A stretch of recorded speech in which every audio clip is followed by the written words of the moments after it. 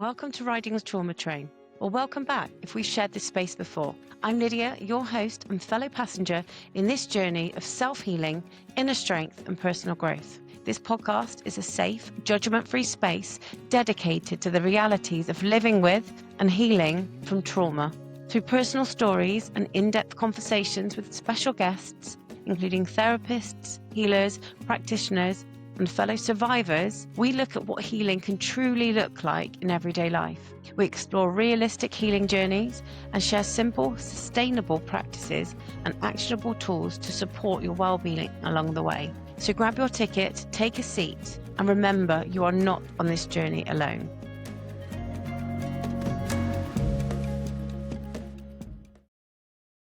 Welcome to Riding the Trauma Train. I'm Lydia, your host and fellow passenger in this journey towards self-healing, inner strength, and personal growth. This podcast is a judgment-free space where we get to talk about trauma, healing, and empowerment. So today we are joined by the fascinating Marina. Marina is a transformation coach and a mentor. I have asked Marina to come on the show because I seen an interview with her and literally something she said jumped out of me and almost kind of hit me in the stomach, made me stop. And it was where she had confronted her abuser. And I will let her talk to you more about that, but it was absolutely invigorating and it just opened up my eyes. What Marina does within the transformation coach world is she lets you know that your thoughts can create a reality. So I will obviously, Marina, that is your expertise, not mine. And also I watched a video the other day where it says you were talking about reopening a wound and constantly nitpicking at it. So I'm really intrigued to talk to you about that.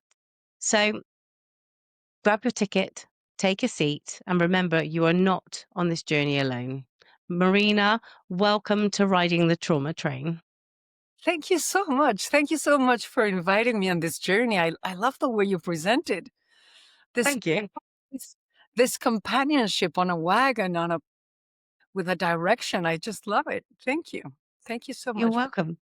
Yeah. So let's start from the moment that I virtually met you. So I know you were having an interview with a gentleman with curly hair. Oh, sorry, I forget his name. Emus. Jim. Yeah. Yes, and literally the tagline was confronts abuser, and I was like, yes, let me have a look at this video. And as I looked at it, just tell me, obviously, that moment when you walked up to him. Well, that moment when I walked up to him, I had woken up a few days earlier with the very clear idea that I had forgiven him after years and years and years of, everything that abuse and tiles, right? So Yeah, shame and guilt and reliving all these things mentally and having all sorts of justifications for my actions and having trouble with intimacy and with trusting in men and all those things. And so I finally one day decided that I had forgiven him. And I thought it was a really important thing to let him know that I had forgiven him for some reason. And which should have given me a clue, but it didn't at that moment. And so I ran into him in a public space, and I got close to him, and I told him, "Hey, listen, I just want you to know that everything that happened, when I was young, I want you to know that I have forgiven you." And he looked at me and asked me what I meant by that. He did not really know what I was referring to. It was like, "Forgiven me for what?" And I was enraged in that moment. I was shocked. "What do you mean you don't know? First of all, I don't believe you. But second of all, let me tell you." What? And so I started telling him, and he was even more shocked. And there was some kindness in his answer, but it was definitely not the answer that I was expecting, because what he said was, You poor thing. I had no idea that that had affected you. I never imagined that that would have affected you in your life. And that made me really, really mad in that Yeah. moment. Because how dare you? How dare you imagine that it would not have affected someone? And he walked away. And I guess what I wanted in that moment was for him to take responsibility. So I had forgiven him. I had done the work. I had looked inside. I had gone to therapy. I had worked with myself. And I had finally reached a place of what I imagined was peace Mhm. with the fact. And I guess that part of me wanted to let him know that he was forgiven because I wanted him to take accountability and I wanted him to take responsibility for the fact. But I also wanted to seen as, the higher man, the higher Yeah. person in the fight. The fact that he didn't take any responsibility, didn't claim any responsibility was what opened up a new space. It just created this empty space for something new to appear, something new to be born. And what I saw in that space was that if it was true that he had the capacity to live without fear and without shame and without guilt, then that was a possibility for me as well. And how come I did not take it? Yeah. Right? Like, Yeah. if that is a possibility for you, that is a possibility for me. So, what was different between what you did and what I did? And in that moment, it dawned on me because I had already been studying a little bit about the power of our thoughts and the power of our thinking. And at that moment, it dawned on me, oh, hold on a second. I used my power of thought to create a victim identity, Mm. to create shame for myself, to create guilt for myself, to create an impossibility to trust man, difficulty with intimacy. And yes, of course, everything that happened justified this narrative, Mhm. justified these actions, justified this way of being, but it did not necessarily mean that it determined it. Wow. And that was the moment that it flipped for me. It was like, so it justifies it. But if I use it to justify it, I am the one keeping myself a prisoner of what happened to me. I am the one that is retelling the story, retelling the narrative, insisting on the narrative, reinforcing the identity. And why would I want to do that if it creates so much pain and so much suffering for myself? Mhm. And so in that moment, it became like crystal clear that it was not about forgiveness, that it was about understanding how our minds actually work and how I had used mine to keep myself a prisoner of my past, of past events that had Mhm. happened ages ago. And he hadn't. And so it was like, gee, do I want to keep doing that? Yeah. It's like not two sides of the coin. Like you it was just one side of that coin. Yeah. And so it was like, okay, if he's not taking any responsibility, does that mean that I have to? If he's not taking any accountabilities, does that mean that I have to? Am I the one that gets to carry this just because it happened 30 years ago? Yeah. And it was a definite no. What would be possible if you gave this identity up, if you gave this story up? And part of what I shared in that interview with Michael Imes was that I I then ran after him and thanked him for the gift that he had given me that day. And a lot of people have really had a problem understanding why I thanked him. But but what I want to make absolutely clear is that if he had taken responsibility, if he had, owned the story, it would have been one more reinforcement of my identity. It would have been like the golden star of reinforcements. Yeah, like the golden buzzer of reinforcements. Yes, this is Yeah. you. This has always been you, and this you've done well. You've carried it well. You've healed it well, and You've forgiven it well, but this is who you are. Yeah. And if he had done that, then that open space, that empty space would not have opened up for me, and it would not have allowed me to see something new. It would not have allowed me to let go of my past thinking and see another possibility for myself. Yeah, I totally it was what you've said, it's really bizarre to me being somebody that can relate to the abuse and somebody that can confronted my abuser as well, but I got the opposite. He apologized and said, "I'm sorry, but it happened to me as well." So for me, and literally what you've just said, it kind of almost cements it in, like it's there. So that happened. Yeah, okay, I know that happened. Yeah, it did happen. I'm sorry. And so I totally get where you're saying actually by him not acknowledging it, you can it's almost like it was in a balloon and you can snip that balloon and let that balloon just go. Yeah. And in all fairness, he was not saying it didn't happen. He was He's saying, just not acknowledging it.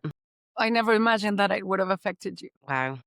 which again played with the part of what is it that affects us? Does circumstance affect us, or does the narrative affect us? Yeah. And how we play with the amazing tools that we have and the amazing resources that we have as human beings to create our experience of reality. So tell me about that then. So with your transformation coaching, you go through the possibility of like the forgiveness, but also the your thoughts create the reality. So how did that kind of sentence, how does that come about with switching that flip? Yeah. Well, the approach that I work with, the paradigm that I work with is called the three principles. And they were first articulated by a Scottish welder living in a tiny little island in Canada and he was named Sydney Banks. And I started studying his work, I don't know, maybe 15 years ago. I had always been a searcher because I was I grew up absolutely convinced that I was damaged goods and that I was broken and that I was inadequate and I needed to find coping mechanisms to exist in the world and inhabit the world and deal with society. And I never felt at ease. I never felt relaxed. I always felt that I needed to fake it one way or another and Hmm. adapt it one way or another. And so I had always been a searcher and a collector. You know, I had studied philosophy and mysticism and Buddhism and Sufism and yoga and pranayama and the non-duality approach. Everything you can think of. I was obsessive with techniques and strategies and all these things. And some of them worked some of the time, but none of them worked all of the time. Hmm.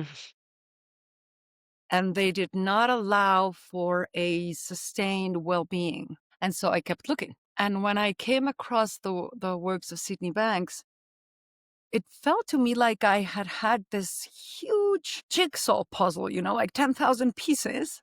And I was always trying to make them fit together, but there were always pieces missing. And some of them didn't really quite come together, fit well. And when I came across the work of this man, I suddenly started realizing, oh, that this piece is not really needed. I'll just put it on the other side of the table. Maybe this piece is not needed either. So hold on. And so I started putting the pieces away and I just ended up with three pieces. And I realized, oh, this works perfectly. And this is actually enough. Like everything else is not needed. And that was shocking. That was very, very shocking for me. And I couldn't believe it. I was suspicious. I was like, it can't be this simple. And I decided to do an experiment, like I will live for a month as if this were true, as if it really was this simple. And my life changed. completely. My life transformed 180 degrees, and so I wanted to keep discovering, like what else could change? What else could be different if I keep living this way? Now, what this teachings point to is the fact that human beings are not designed to feel reality. We are only designed to feel our thinking in the moment. And so it is literally impossible to feel happy if you're having sad thoughts right now, Mhm. or if it's really impossible for you to feel anger if you're having really happy thoughts right now. And so how they say everybody talks about how their experience of the party was. But the truth is that the experience of the party comes from our thinking during the party, not from the party. Mhm. I can be in the best party in the world, I don't know, Mallorca or Ibiza or Mhm. whatever. And if I am thinking about, my grandmother dying, I'm not going to have a good experience. Yeah.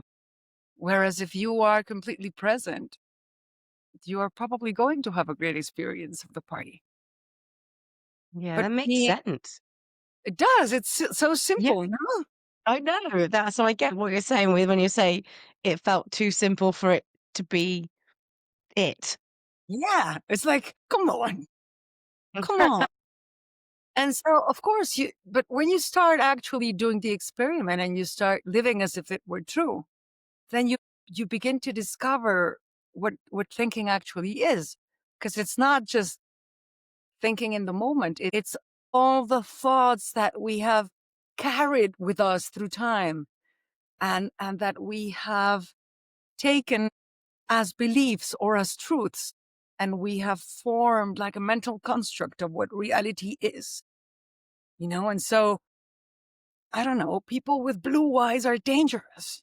That is a belief that I have. And so, because that Mhm. is a belief that I have, whenever I see someone with blue eyes, I experience fear because my thinking is acting up. And so, all these old beliefs end up becoming mental constructs that act as filters that we experience life through, right? So if I believe that people with blue eyes are dangerous and I see one, I will experience fear.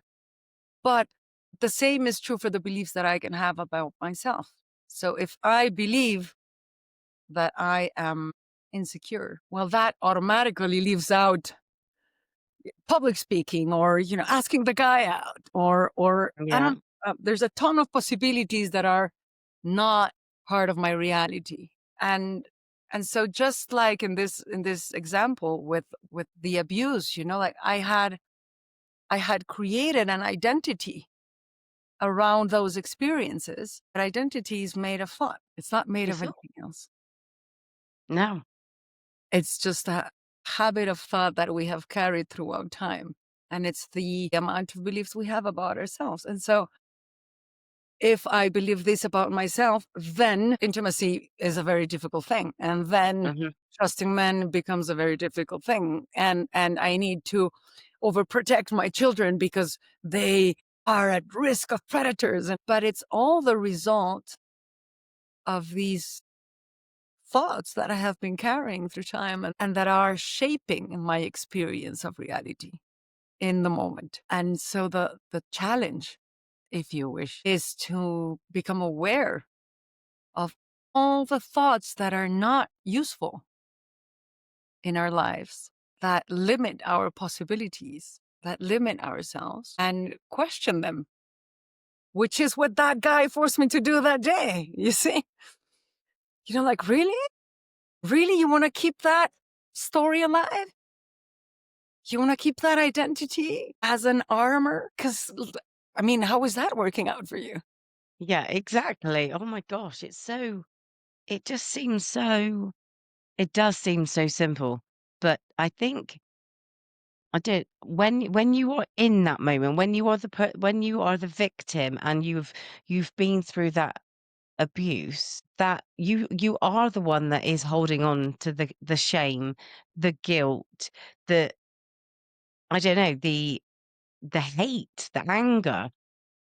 But like you say, if they don't know what your thoughts are, your abuser or the person that's upset you or whatever it may be, they don't know your thoughts. Your thoughts are what you are doing to yourself, which just literally seems ridiculous saying that out loud, but it does make perfect sense. Yeah. And so when you begin to understand what, the power of your thinking, like it's just your thinking, but it's like saying, well, it's just an atomic bomb. It's just your thinking, but it has the power to shape your experience of reality, even though it's just thought. Yeah. And again, when you begin to understand how thought works, you begin to understand that your emotional system is the feedback system that is working in real time, that is letting you know whether the way you are using your thinking is useful or not, is healthy or not.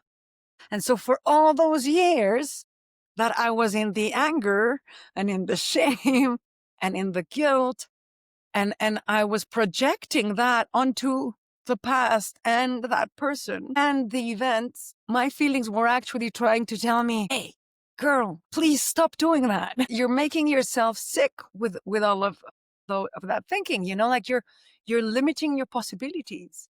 And that is not a healthy way to live. And I suppose that when you are going through these emotions and you are carrying these thoughts, that's also going to be what draining, which is also going to affect your health because everything you're constantly in fight or flight mode. So you're literally your nervous system is going to be through the roof because you're going to be continuously thinking about that particular backstory rather than Yeah. And the problem is that you're going to be experiencing the now through that story, and so it's like trying to see the beautiful day through a window that is all scratched with the traumas, quote yeah. unquote traumas of the past. So you can't see the present because you are experiencing it through the past. Wow, that's just mind blowing. I know. And again, so simple, right? Yeah.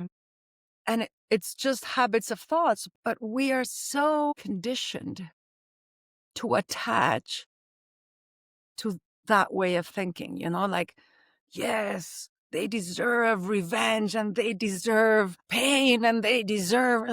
No, no, you deserve freedom. They deserve whatever they deserve, but I deserve freedom.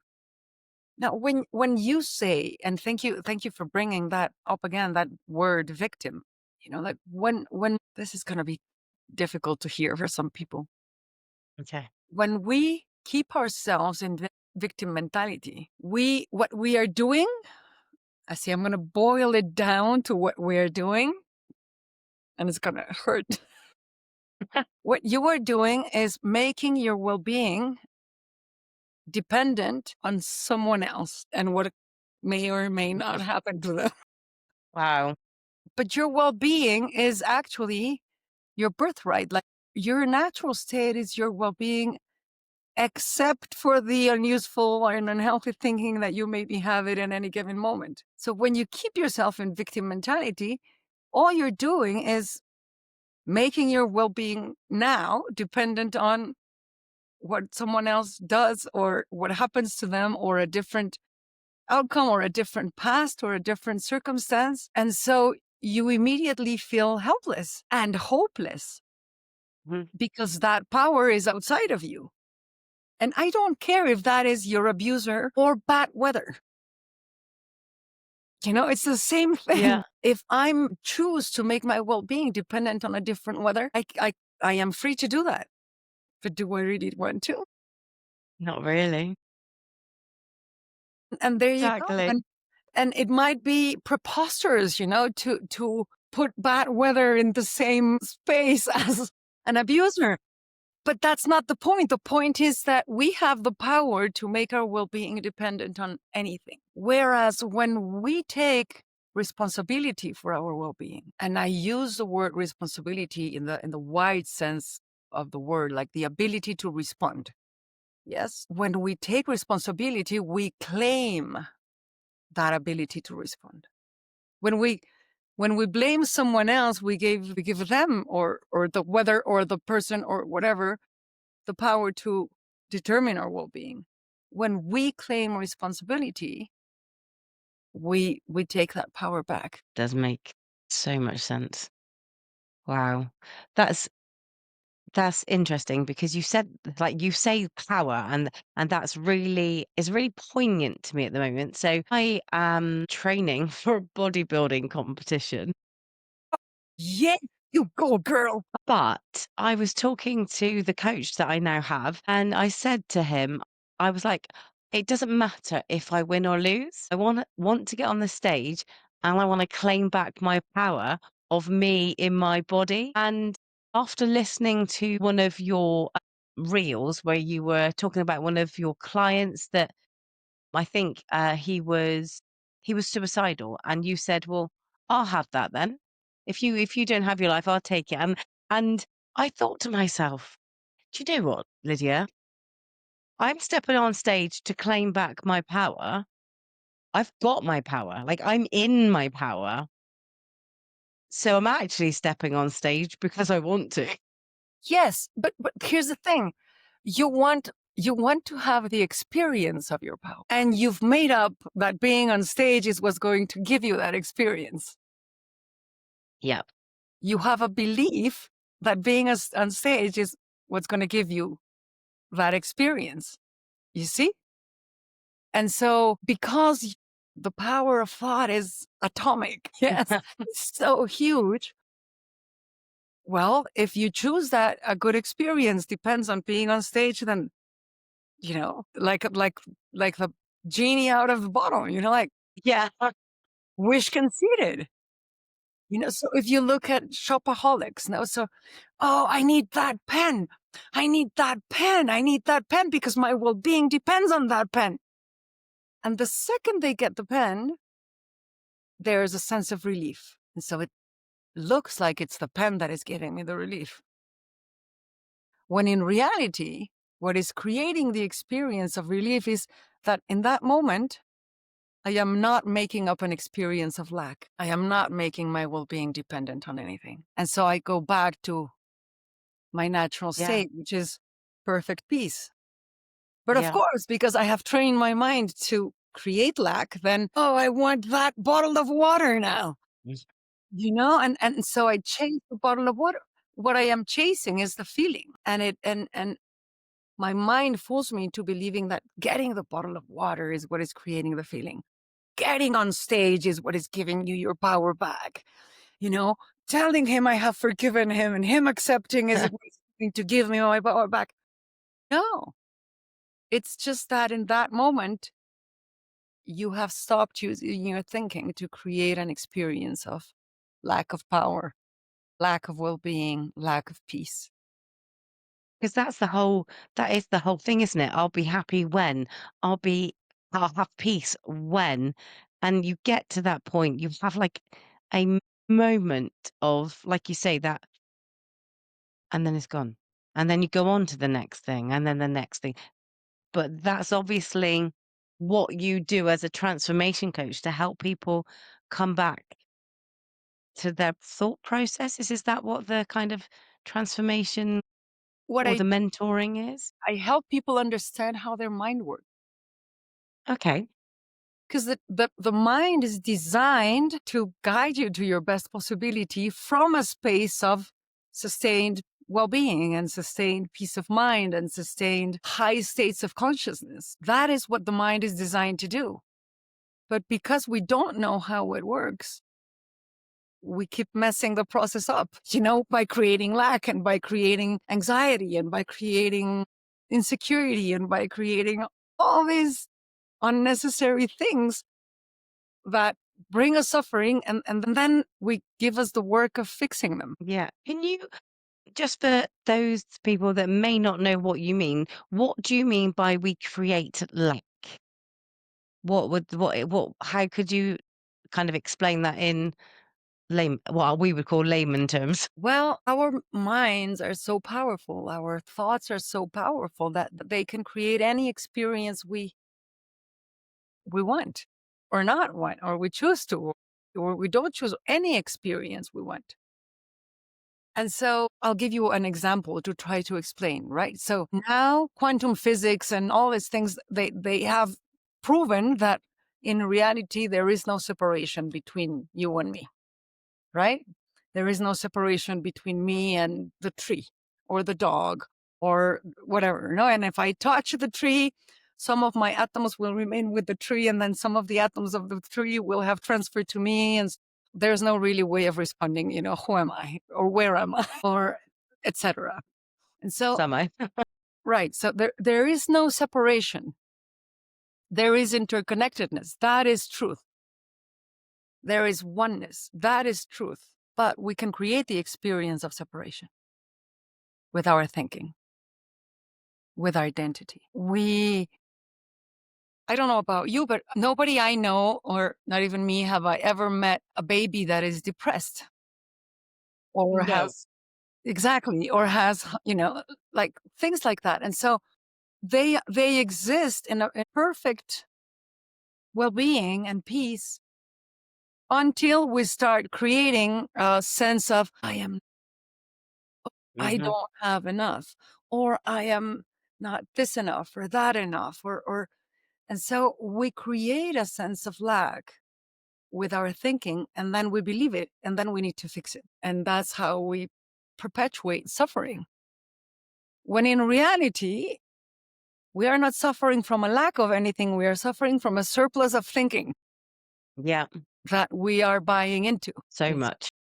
And so this guy that I was telling you about, Sydney Banks, one of the first insights that he has is we are living in a world, in a thought created experience. We are living in a thought created reality, right? And so he thought he was the most insecure person in the world, and he had lived his whole life believing that and acting accordingly. And then one day he realized, I made it up. I made it up with my thinking. There is no such thing as an insecure person.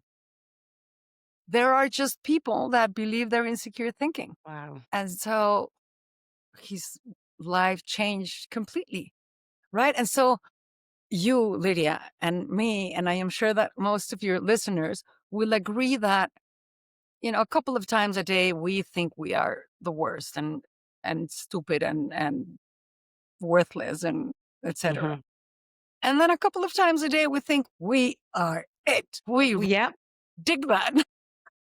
Which one is true? Neither. none of them and both of them. It's like, It's just thought and the experience of it. And sometimes you feel really beautiful and sometimes you feel unpresentable to the world.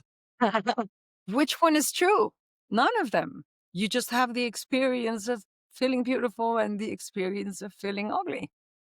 And so wow. it's never truth. It's just experience that is being created via thought, moment to moment to moment to moment. And so when we begin to see the difference between, what experiences, thought created experiences, and facts, I don't know, because I can tell you, Lydia, it's really fresh today here in central Mexico. And you ask me, what is the temperature? And I tell you, 20 degrees Celsius. It's like, what do you mean fresh? Like that's just your experience. My Yeah, experience is completely different. And if we bring an Inuit, he would melt. But if we bring a guy from, Rio, he would freeze. great. Right. And so it's just experience based on whatever your thinking is and whatever your experience has been and however you have labeled those experiences in the past. But experience is just experience. It does not define you. And so you can have 5 million experiences of insecurity every month for the past 20 years. It's still just experience. It does not define you. I'm sure all my listeners are going, oh wow, I've had all those thoughts, all those thoughts. but actually you can change the process. It doesn't have to stay that thought. Right. And so what I help people do is when I help them understand how their mind works and they realize that their mind is desperately trying to teach them how to think in a way that will actually guide them to their best possibility. And the way it is doing that is by showing you suffering when you're not using it, aligned with the truth of who and what you are, giving you the experience of suffering when you are using it against yourself or others. Then you would learn, oh, like holding on to a burning piece of coal. Like this hurts. Stop. This hurts. I'll let it go. So this thought hurts. I shouldn't pay attention to it. This thought hurts. Oh, it's an unhealthy thought. I'll just let it pass. I will not hold on to it and I will not create identity around it and I will not believe it. And so naturally, the mind begins to shift towards a healthy operating, if that makes sense. Yeah, no, it does. It does. Would you say then, if somebody was in, trying to think of a way to put, is there a tip, like a little everyday tip that you could give the listeners so that if they do go through these consistent negative thoughts or this belief system, that actually if they were insecure or if they were feeling, I don't know, feeling inadequate, that actually there's something that they can do to kind of flip that switch? Again, it's going to sound too simple. But if it feels uncomfortable, don't trust your thinking. We are, as human beings, our states of consciousness are changing all the time. Our states of mind, our moods are changing all the time. Yes?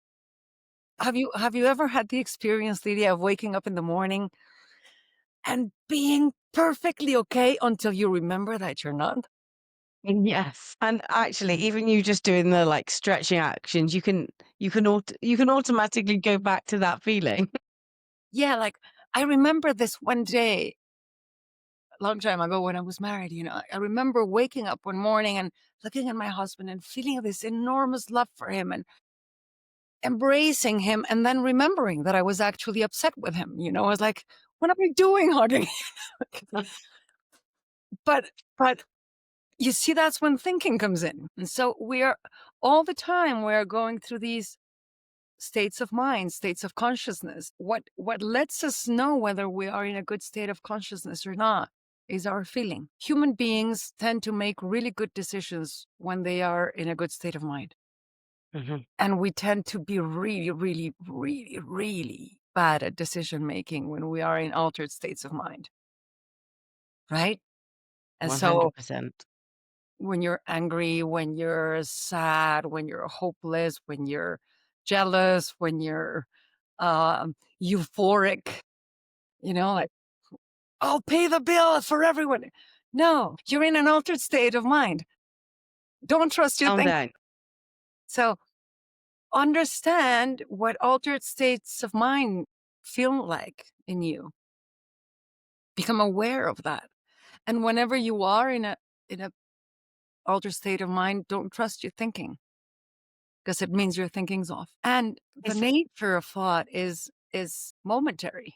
Thoughts are like birds flying through the sky, like they long. they And come and go, don't they? yeah, it takes real effort to stick with one. It does. Yeah, it does. It does. Especially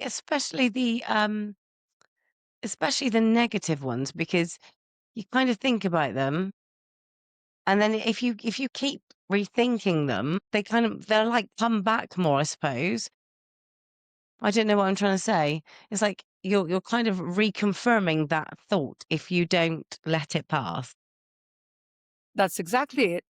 So going back to the simplicity of how the mind works, the mind is a really good servant. So whatever you pay attention to whatever you approve, it will keep bringing you more of it. So if you reinforce, I am so stupid. Oh, I am so stupid. Oh, I am so stupid. And you say, yes, that thought is true. The mind will say, okay, great. This is what she likes. This is what we should feed her. Yeah. This is what she'll eat. Yeah. Let's bring her this, you see? And so innocently, we train our minds to feed us stories about the world and about ourselves that keep us very small, that keep us very limited.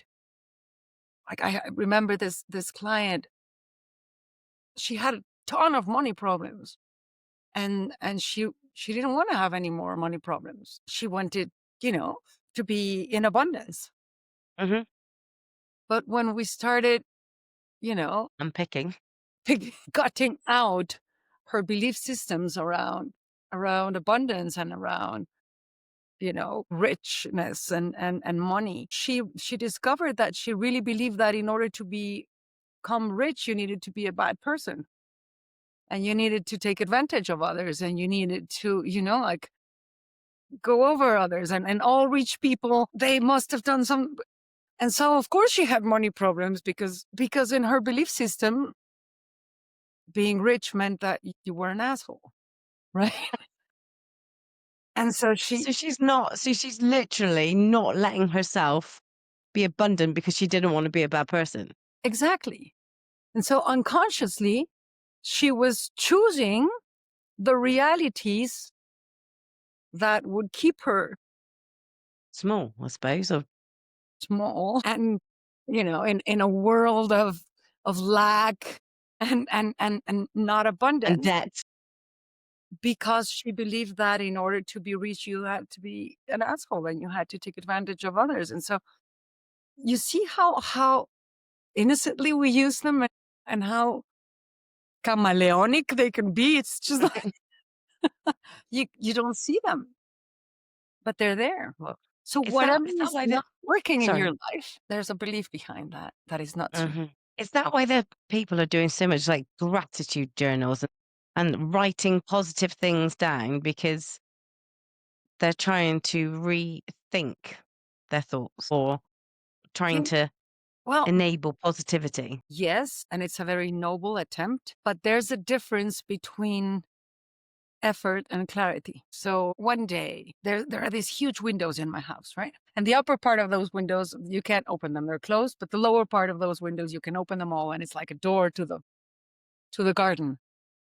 And this hummingbird had come into the house, and it was desperately trying to get out through one of the windows that doesn't open. And I spent, I don't know, a couple of hours looking at it, and he would try and try and try and exhaust himself and slide down the window finally and just rest on until he would.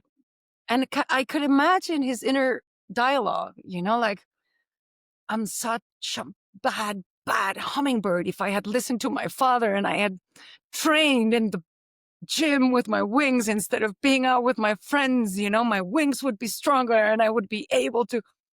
And then I imagined, a manifesting hummingbird, like, this window is not here. I can fly through the window. I deserve freedom. I deserve. It's like hard. Yes, but all the effort is not going to get you anywhere if you don't have clarity around Hmm. where to put the effort. And so before finding the principles, I was doing gratitude journals. Man, morning, afternoon, night, middle of the night, I had stickers that I would put everywhere to remind myself that I had to be grateful, and that I could be happy, and that I could